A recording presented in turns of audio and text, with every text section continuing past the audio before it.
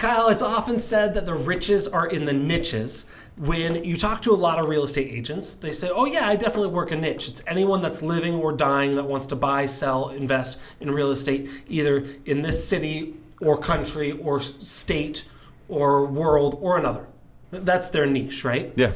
I want to talk about how we can dig a little deeper onto a real niche or niche, and for agents that are already doing well but want to specialize in an area or open up a new area of their business, how they go about that. Yeah, that'll be fun. You know, at the end of the day, you can't be all things to all people. So if you are everything to everyone, you are nothing to anyone, I think is how that saying goes. So hopefully I got that right. Sounded good. Sounded right. Yeah, it's going to be fun. Let's dive in. Again, welcome to the Whissel Way podcast. My name is Kyle Whissel, your host with eXp Realty here in San Diego. I'm Brian Kochi. Oh, this is going to be a fun one today. Brian is off. I've been in a room for like 6 hours going like deep, and I'm very energized right now, and I'm coming in, and you're a little bit off. All right, let's bring it in. You're a little off. It's a busy day today. Let's get it together, Brian. Got it together. Got it. We're going to take you out for ice cream after this. I don't have time. I got to pick up the kids. Cool. Well, let's jump in, man. So, okay, first let's talk about what is a niche in this aspect of it, right? Again, it's not all people to everything.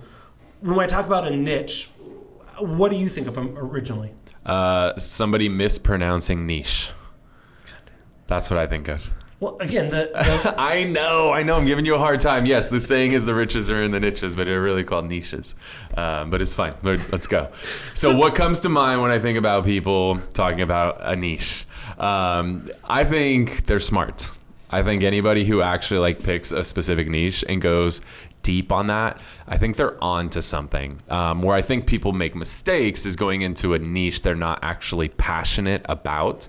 Now, that niche could be a geographic farm, that could be a demographic farm, that could be a certain type of sale, that could be, you know, I want to work with people going through divorce or people going through probate, or, you know, there's a million different niches that you could go into. But where I think the first mistake people make is they pick something solely because they believe there's money there, and there's not passion there. And this is something I found over the course of my entire career, whether it is, you know, marketing that you're doing or videos that you're doing. If you're not passionate about what you're doing, you're probably not going to do it at the highest level possible. So don't have your niche be going after divorce deals if that's like a traumatic thing for you. Your parents went through a rough divorce, and every time you hear the word divorce, it makes you break out in hives. Like, maybe you don't focus on divorce, right? Like, find something that you're passionate about, that you're really connected with. We have a few agents in our office that are former military members, and their niche is working with other military members. That kind of makes sense, right? Like, there's some synergies there. So think about that, like, as you're deciding, like, what niche do I want to go after? Is it a niche that I'm passionate about? I think that's where a lot of people start.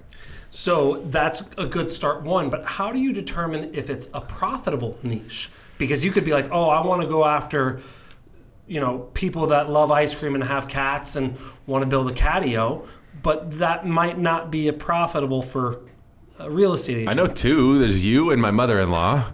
So there's at least two of you. Well, we're going to move in together, so it's only one house.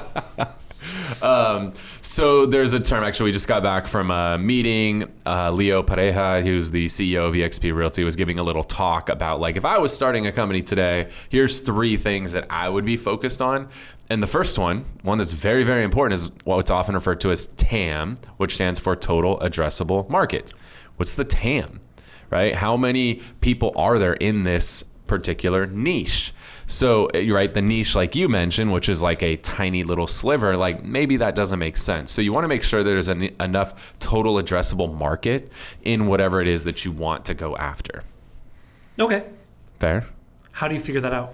How do you figure that out? Do research. I mean, just figure out, like, what is it that you want to go after? Like, is it military members? Well, cool. Go in GPT and say, how many military members are there living in the state of California or in the city of San Diego or something like that? Like, you can literally just type this now. Like, you don't have to go do a lot of hard research. You can just use AI to do it for you, which, by the way, like, actually, I'll share mine in later. I'll share it for my widget of the week.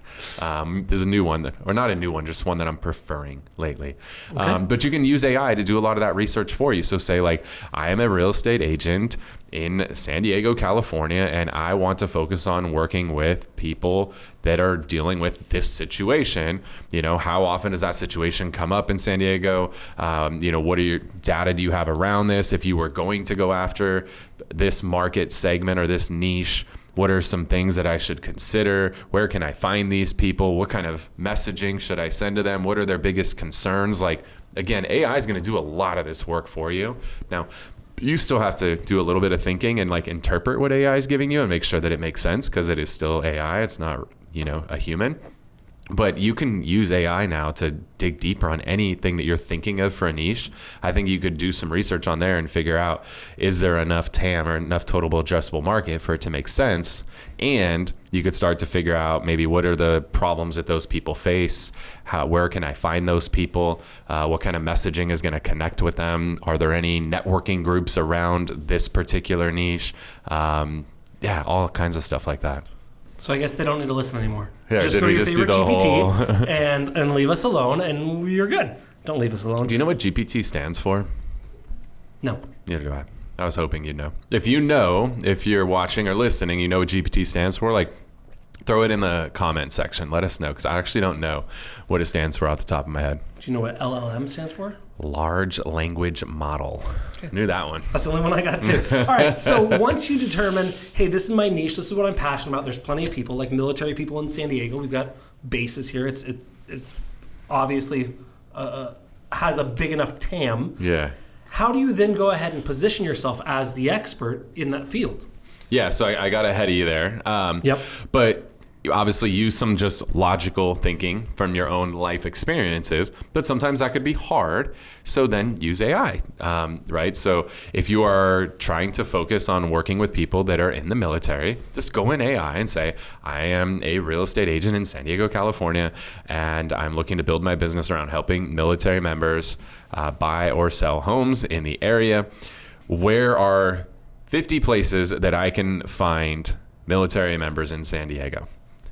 Please include local groups as well as online groups where I can find these people. And boom, like it's going to give you a list. And now go through that list and figure out like which ones make sense to you.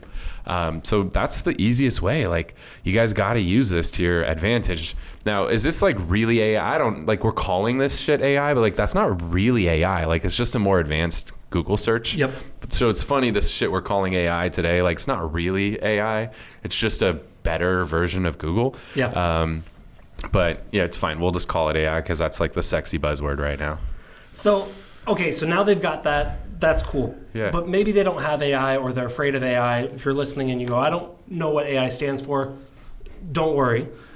Kyle, if you were going to go after, let's say with military, how would you use social media and content creation? What kind of content would you create to really position yourself there? So I'd go in AI. I mean, let's be real. Like that's, if you're not using it in your business, because there's people, right? There's this saying that like, oh, AI is going to put people out of business. Like it's not. It's going to put the people out of business that don't understand how to leverage it and how to use it to their advantage. It's going to put those people out of business, but it's not going to put people out of business in general. So those that choose to utilize it to its fullest potential. Hell, the other day, I had blood work done. I had my annual physical. I had blood work done, and I took my blood work and I loaded it in, and I just said, "Hey, take a look at my blood work. I'm a 43-year-old Caucasian male. I work out this many times per week. Blah blah blah." I gave it all this data. It's like analyze my blood work and let me know where I need to make adjustments. And then it was like, boom, this one, everything is in the normal range, but this one's a tiny bit high. Here's how you can get that down. This one's a little bit low. Here's how you can get that up. Like, it's freaking amazing. Like, if you're not using it, like, what are you doing? I like how you're utilizing your white privilege in AI. Like, hey, don't forget, this is who I am. Did you say, I'm Kyle Whissel, I'm kind of a big deal? Oh, man. Oh, Brian. So what I would do if I was going after military, now like you're going to have different messages that go after buyers and sellers, but just say, I'm looking to run a marketing campaign. geared towards military families that have recently been received orders to be stationed in San Diego. What are the 10 biggest fears that they have around buying a home in San Diego? And then the key with marketing is you just, like there's this saying, right? We solve problems for a profit, right? Or we alleviate pain for a profit. So find out like what are the pain points that somebody's experiencing, and the person who solves those pains or alleviates those pains is going to be the person that profits. Like it's that simple. So if I'm trying to come up with a marketing message, all of my marketing is going to be addressing the pain points that my target client is experiencing. And I'm going to utilize AI to come up with what are those pain points. And then you can say, okay, hey, I really like pain point number 1, number 4, number 8, and number 9. Please craft 10 marketing messages around each one of those 4 pain points that I can utilize in social media posts. I want to keep them under this many characters, and I want to have images that are going to resonate with those pain points and those marketing messages. Like, boom, there's your campaign. Like, it's done. There's, 40 pieces. Okay, that's easy. I thought you were going to go more into like, hey, create content with your face on it like we're doing here. But no, just ChatGPT it all, huh? I mean, you could. You could. Now, obviously, you could supplement that. Like, what's really powerful is you can take the same exact message and you could deliver that in a written form and you could deliver that in a video form, and you're not going to get the exact same response. You could have the exact same words, one in a video, one in a written format. It's going to get different results. Now, could be the written format does better. Could be the video format. The only way to find out is to do both. So there's no reason you can't do the exact same content twice, just do it in 2 different forms. Does it make sense to go after any specific certifications or designations, anything like that? Or is that something that's kind of the past? I haven't heard certifications mentioned much at all recently, but I don't think it's going to hurt you, right? There's... man, I don't know what the military one is off the top of my head. And there's multiple military ones, but it's not going to hurt. Is it the best usage of time? Probably not, but it's not going to hurt you to have it. And I think if you do a course that's geared towards military relocation, I think there's one called like MRES, maybe Military Relocation Experts or something like that. I think if you add that to your presentation that I'm certified for this. Also, if you did that course, I'm sure if you actually pay attention, there's going to be a few nuggets you could take out of that course. Maybe it's the course, like a lot of people sign up for course and expect it's going to like completely change their business. Like, nah, I went to 2 events in the last week, both 2 days. My whole goal was 1 nugget from each event. That's it. That's all I went. 2 full days, each event. So 4 days total, 2 nuggets. That was my goal. When you're breaking into a niche, how important is it to network with other professionals in the field? Yeah, so one of the things I'm really big on, so speaking of the events I went to, one of the things that I'm breaking into or, I'm broken into or just going deeper in it is the real estate development space. I knew that if I want to accelerate my growth in real estate development, I need to get around other real estate developers that are doing it at a high level. So I found what is the group where I can find other people who are crushing it in real estate development. I found that group. It's called Boardroom, Ken Clothier, and I joined that group. I'm learning a ton, and I got a ton of people that have taken me under their wing, and they're like, hey, I see what you're doing. I want to help. Here's what I would do if I was in your shoes. Oh, by the way, I've done this for 30 years, and I've raised hundreds of millions of dollars. That's amazing. And now I can have somebody mentor me and take me under their wing and help me and support me. Obviously, I will help and support them in ways that I can, teaching them things like podcasting and video and social and whatnot. But getting yourself around other people that are doing the same thing you want to do is one of the fastest ways to accelerate your growth in any particular area. So talking about that and getting around other people, how do you leverage those relationships to get referrals from that niche? Yeah, I mean, one thing that I would do is if there's a Facebook group that exists around whatever it is you want to do, then join the Facebook group and get active in that Facebook group. If the Facebook group does not exist, so let's just say it's, of course, I know there's groups that exist for this, but like real estate agents focused on military relocation. You can't find a group, start a freaking group. And that's even more powerful because the 2 people who are going to get the most benefit from these groups are going to be the founders of the group and the people who are the most active in the group. Now, if you could be both, if the group exists, then cool, go be the most active person. If the group doesn't exist, then be both of those people. Be the founder and the most active person in the group, because those are the people who everybody is going to look up to. And when they have a referral or they need help, you're going to be the person that they reach out to. So getting yourself out there, not just joining groups, that doesn't do anything. Being active in those groups, being vocal in those groups, and helping people in those groups is the way that you're going to get those groups to help you in return. Now, we've done this on several different occasions where we've either broken in or tried to break into niches. What would you say are the most common mistakes that people run into, that real estate agents run into when trying to break into a niche? I would say the most common mistakes people make when trying to break into a niche is what we started with, is passion. If you are not passionate about the niche that you are focusing on, and a niche could be a farm, like that's a niche too. It could be people downsizing. That's a niche, right? If you're not passionate about it, like there was a point I tried to farm this neighborhood, and I did it only because the numbers were good, right? All these coaches will be like, well, you want this turnover rate and this many homes and blah, blah, blah. And so I found this neighborhood. It was like, boom, this had everything. I fucking hated the neighborhood. I thought it was so stupid. These were like 4-story townhouses with like in the middle of an industrial park. Like it was such a stupid location. Nobody wants to live in 4 stories. Like that's how I felt. That's what was in my head. No wonder I didn't sell anything in that neighborhood.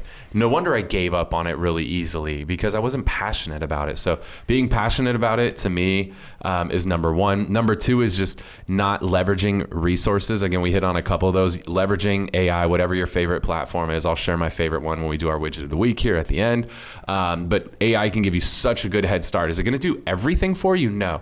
But it's going to get you a lot farther, a lot faster than if you just try to do it all on your own. And then the third thing is just getting yourself around other people that are looking to do the same thing. The agents that I see that really grow in their business as a whole, but especially in particular niches, are the ones that come with abundance and share and talk about what they're doing. I mean, hell, we've done this podcast for years now. We've done hundreds of episodes of this podcast. We share everything that we do here inside of Whissel Realty Group and EXP. And that has massively benefited my brand, my career, my name, to where it's allowed me to build the largest team in San Diego, the largest team in EXP. Like it's allowed us to do things that I don't think would be possible if I didn't come from an abundance mindset and constantly share what it is that we're doing. And I share both what has worked, and I just shared something that didn't work. And I think that's really important as well. Now, when we do this, I was expecting a fourth one. Do you know where I was going to go with number 4? Go ahead. So say you build out this perfect plan and you execute. And you say, okay, I've got it. I've got networking groups that I'm a part of. I've got the content strategy. I've got the posts. I got the emails. I've got everything. How long do you do this until you say, this isn't working, I need to pivot? Yeah, so Brian has been with me for 10 years now, and he knows anytime I do something, I'm always committing for a year. Like anything I'm going to do, I'm going to give it a year, because it's going to take time. You cannot think that you're going to do something 1 or 2 times and you're going to get business out of it. I think especially video. What's funny is on my call on the way here, a lady had called in. Actually, she emailed and then she wanted a phone call, so I called her. And I was like, oh, out of curiosity, how did you hear about it? She's like, well, I had a bunch of questions and I went on YouTube and I typed in the questions and you kept pulling up. And so that's why I called you, right? But she's probably watching videos that were recorded 2 or 3 years ago. But then she saw multiple videos, right? She saw one video and like, oh, this is cool. And then she saw another video. That's cool. There's this compound effect. So you have to continue to do things. You can't try things 1 or 2 times and then give up on them. I think it's one of the biggest mistakes is people give up way too easy. So if you're fully committed to something, you're passionate about something, commit to doing it for a year. Should you have some course corrections along the way? Absolutely. Don't just keep doing it exactly the same way if you're not seeing any kind of results. Like, you know, if you're doing videos, let's take a look at the data of the videos and figure out like at what point of the video are people falling off. If they continually are falling off at the 20-second mark, what are you saying from seconds 15 to 20 that's causing them to fall off at 20 seconds? Maybe we don't do that anymore. So definitely have some course corrections along the way, but anything I do, I'm committing to a year. So whether it's a mail campaign, a video campaign, a particular networking group that I'm joining, whatever, I'm all in for at least a year before I even think about pulling the plug. Cool. One last thing before we get into our widget. If you were starting into production right now, you, Kyle Whissel, and you were going to focus on a niche, give me the top 5 that you would, now you wouldn't do all 5, but give me the 5 that you would say, these are the ones that I'm passionate about. I see that there's a big enough market, and I can create a marketing plan that will make me money on this. Yeah, so on our team, we have what we call the core 4. We want to have our agents focused on 4 specific things, and then add 1 to 2 pillars on top of that. The reason for that is I watch a lot of people try to do everything. They try to be the expired person, the farm person, the network person, the probate person, blah, blah, blah, blah. Like try to be freaking everything. And that just doesn't work in my opinion. We got to be more focused. And what's funny is like I haven't done a lot of events for the last 2-3 years. And my business has grown a lot more. When I was going to a lot of events, I kept being like, "Ooh, gotta do this new thing, this new thing, this." It was just spinning me in all these different directions. When I actually stopped taking all that, outside noise in and just stayed in my lane and stayed focused, my business grew a lot more because I blocked out all that noise that was distracting me and derailing me from what I'm doing. I'm totally spacing on where I was going with the question. So refresh me. So if you had to start over, what are the 5 So niches? the core 4. Number 1, your sphere of influence. That is the most important thing in your entire business. There's no reason you need any new leads until you nail down your sphere of influence. So that's number 1 pillar for us. Number 2 is your social. You need to make sure that your social is on point, that you're connected with everybody that's in your sphere, that you have a solid social campaign, and you're using that the right way. For us, number 3 is open houses. Open houses is, in my opinion, an amazing way to brand yourself. It's an amazing way to get a lot of relationships and to really learn a neighborhood and learn all of the people in the neighborhood. For us, we have one that is a little bit unique because we are a team. We have all of our agents focused on what to do with our team leads and appointments that we give them. So obviously that doesn't apply to a lot of you guys. But if you do run a team, that should be something that's pretty damn important. When you bring an agent onto your team, you better make sure they know exactly what to do when those leads come in. Is it a lead? Is it an appointment? What do I do? When do I call? When do I text? When do I email? What do I bring to the appointment? What do I say at the appointment? Like, you better have that shit nailed down. And then again, pick 1 to 2 on top of that. For me, I love farming. Like, farming is one of my favorite things. The problem with farming is that's a long startup cycle. Like, that's one where hopefully you get a deal in 12 months, but that's how long it takes to get going farming most of the time. But once you get rolling on farming, then, you just get phone calls, right? Like, if you do it at a high enough level, you just get the phone call like, "Hey, we're looking to sell. When can we meet?" Like, or I have people who are like, "Oh, would you actually help me? Like, would you really do that?" Like, "Oh my gosh, thank you." Like, I was in my meeting today and somebody that was in my group, they have like a $5-6 million home, and they're like, "Yeah, when we're ready to move, like, would you be able to help us?" Like, that's crazy, right? Like, but that's what happens when you farm at a high level. So I'm a huge fan of farming. So like, I would say that would be like a core 4. I think everybody should have a farm. You just that can't be your only thing. You gotta be doing the other things along with it, because it's gonna be a 12+ month ramp up cycle to get that farm going. So I would say those 4. And then if you were on a team, knowing either as a team leader what to do with the leads, making sure your agents know what to do with them, or if you're a team member, making sure that you know exactly what to do. Because you got to know the journey, like, how did this lead get to me? So I know how to approach it, and then knowing exactly what that approach is and executing that at a high level. Cool. Let's move into our widget. All right. So hopefully you guys got some value out of the show today. We're going to go to our widget here in a second. But before we do, if you enjoyed the show, make sure to give us a thumbs up. If you're watching on YouTube, hit that subscribe button, the little notification bell. If you got a question, throw it in the comments section. If you're listening on a podcast platform, make sure to hook us up with a review on there. All right. Before we wrap, our widget of the week, something we utilize in our business, saves us time, makes us more money, or helps us have more fun. Mine is something I recently bought, but I haven't gotten yet. And it's something that I'm really excited about. I think it's still early in the life cycle. I think I'm an early adopter here. And so I can't speak too much about it until I get them. But I just bought the Ray-Ban Meta smart glasses. So you can do some cool stuff, but with answering phones. It has some AI built into it.